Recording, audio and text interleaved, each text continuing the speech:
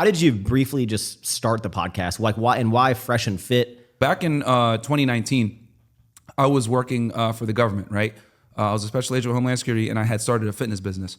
And it was doing well, et cetera. And I was like, you know what? For me to scale this thing up, I need to get on YouTube and, push my my content out there if I want to get more clients, right? And I was doing well. I was making six figures with the government. I was making six figures in my fitness business, doing online coaching. And I noticed as I was starting to give fitness advice, a lot of guys were struggling with women, right? Because let's be honest here, most guys hit the gym to try to get girls, right? So that led me into meeting content creators that were more inclined with like helping guys with dating, et cetera, right? In the RP space, the red pill space or whatever. And then I met a guy named Solo TV84, shout out to him, good friend of ours.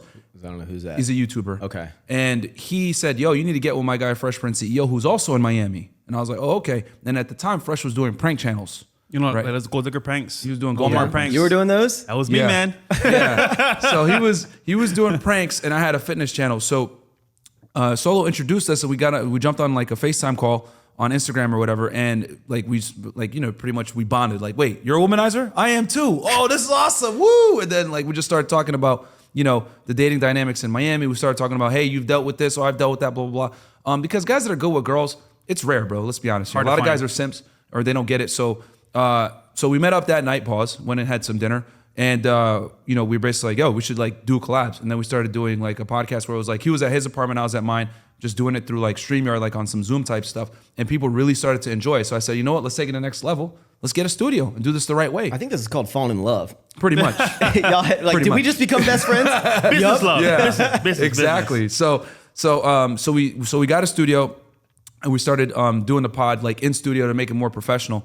And yeah, it just took off from there and it grew quickly. Just with you two, you started it, or was the idea to get a bunch of girls in the show? So it's funny. So we both had a vision, and our producer right? Chris, and we had a common goal. Chris. And I think for Myron, he had a vision of what he wanted the studio to look like. For example, the GTA style, the Miami lifestyle. That was definitely what he wanted.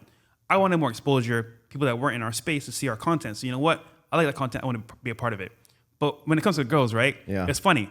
Me and Myron had a double date that day. And it was late night. It was maybe 2 a.m. This is like late 2020. Yeah. So we started. This is recent. I mean, yeah, shit. yeah. The first podcast I'll never forget. October 26th, 2020 was our first episode in studio. In studio. Then right around like December-ish or something like that, or maybe even early 2021, we had a double date with some girls, and we we had been drinking a little bit. So mind you don't drink, right? We don't drink alcohol. Rarely, almost never. We never drink, right? So that night, I actually drank too as well. I wouldn't know why I did that. I was just feeling myself, right? So I'm like, bro, we're in the studio late night. We got a nice view of the water. Let's go live with the girls. He's like, are you sure, bro? I was like, yeah, why not? So we just tested it out. We went live, talking to shit, and people liked it. Yeah. They came on like 2 a.m. So it's just 4 people, just the 2 girls and you. Yeah. And, we were just talking, and like mind you, we normally film at 6 p.m. So when people got the notification that we were on at like 2 a.m, they're like, what the hell? People are at the club going, yeah. I gotta go. The boys are on. Yeah, literally. Yeah. So and then it just really started to take off and people enjoyed it. So we called it Fresh and Fit After Hours.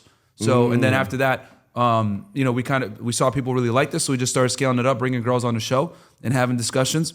And that's the first time in history where our type of content brought girls in to talk about their opinions. Because before it's like man talking to the camera, hey bro, do this, do that. Versus like, well, this is how I feel about this. So we brought it to the forefront. What we were basically able to do was bring women and men into one room and have really difficult conversations when it comes to intersexual dynamics. Yeah. And I got to give a shout out to Kevin Samuels because he was doing something similar, but he was doing it one-on-one with a girl on Zoom. Rest in peace. Rest in peace to him.